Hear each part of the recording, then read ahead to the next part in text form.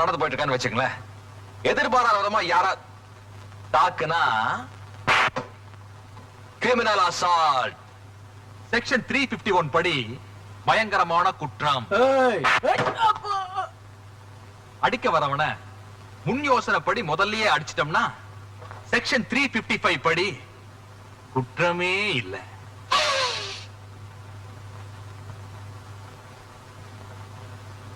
Triple five தாக்கணுங்கிறது இல்ல, தாக்கணுங்கிற எண்ணம் மனசுக்குள்ள இருந்தாலே.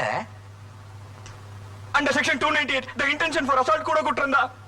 படிக்கிறதுக்கு இஷ்டம் இல்ல, எந்திரிச்சு வெளியே போயிடுங்க. உங்களை மாதிரி சில பணக்கார ரவுடி பசங்க கலாட்டா பண்றதுனால எத்தனையோ ஏழை மாணவர்களுடைய படிப்பு கெடுது. நானும் ஸ்டூடெண்ட் அந்த ப்ரொஃபசர் ஆனவன் தான். என்கிட்ட வாலாட்டினீங்க, ஒட்ட நறுக்கிடுவேன்.